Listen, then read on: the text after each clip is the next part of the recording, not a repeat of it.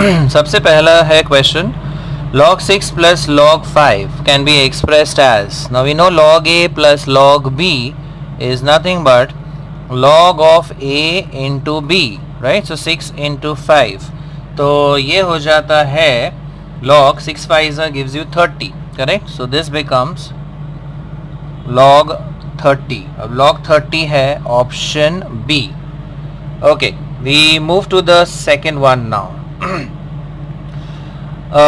What is the value? अभी हमको पूछा है log of 8 to the base 2, right?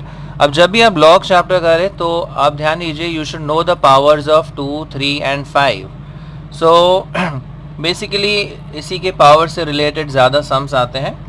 Now 8 could be expressed as 2 cube, correct? और base रहा 2 आपका, और ये अगर हम 3 जो पावर है इसको हम आगे ट्रांसफ़र कर सकते हैं. log of a raised to b is b times log a, correct? So ये 3 अब आगे ले लें, सो 3 into log 2 base 2. अब log 2 base 2 होता है 1, so your answer is 3 and the option is C.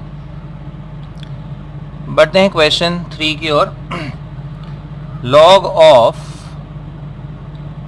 32 by 4, okay? अगर आप ऑप्शंस ध्यान से देखें तो they have use a rule log of a upon b. अब log of a upon b होता है log a minus log b.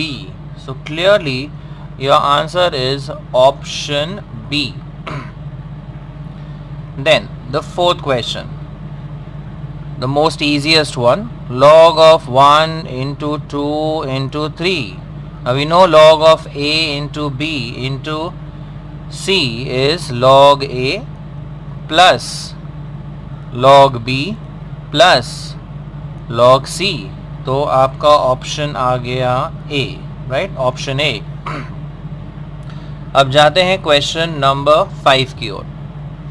So question 5 is the value of log of 0.0001 और बेस है 0.1. अब ये जो वैल्यू है 0.0001 is actually 0.1 raised to 4. There are 4 decimals here, right? और बेस है 0.1. अब ये 4 हम आगे ले सकते हैं, so this becomes 4 times log of 0.1 और बेस भी आ गया 0.1, तो इसकी log वैल्यू क्या हो गई? 1. log a to the base a क्या होता है? 1. So this becomes 4 into 1. So the answer is 4 and option है B. So बढ़ते हैं क्वेश्चन 6 की ओर. If 2 log x equal to 4 log 3, तो x की वैल्यू क्या होगी? Now what we do is ये जो आगे वाला कोएफिशिएंट है इसको हम ऊपर ट्रांसफ़र कर सकते हैं. So you have log of x square, वैसे ही 4 ऊपर जाएगा, so it becomes log of 3 raised to 4. Now omitting the log on both sides, because if log a equals log b, okay, considering दोनों तरफ base same है, then we could say a is equal to b. तो ये हो जाएगा x square, इस तरफ आएगा 3 raised to 4, यानी कि x square हो गया 81. So if I take the square root, I get 9. अब प्लस और माइनस साइन आता है, लेकिन log हमेशा पॉजिटिव नंबर का एग्जिस्ट होता है, इसलिए हम ऑप्शन लेंगे positive 9. So the option is B. Now let's go to question number 7. Okay, question 7 की ओर. log of 64 बेस है √2. Now what we could do is इसको हम either change of Bayes theorem से भी सॉल्व कर सकते हैं या फिर डायरेक्ट मेथड से भी. Let's go the direct method. 64 होता है 2 raised to 6. अब लेकिन बेस में क्या दिया है? √2. So what we do is इस 2 को हम लिख सकते हैं √2 square, correct? And the whole thing raised to 6, और बेस तो आपका √2 है ही, करेक्ट?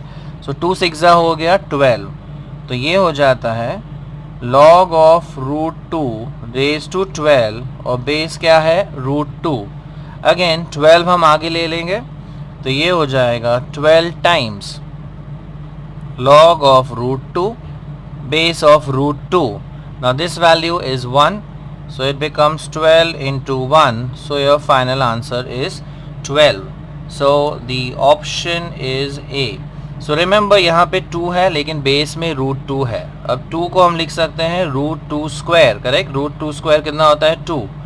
अभी 2 6 हो गया 12, राइट. ये 12 हम आगे लेते हैं, फिर ये कौन से फॉर्म में आ गया log a बेस a जिसका वैल्यू होता है 1 into 12. So your final answer is 12.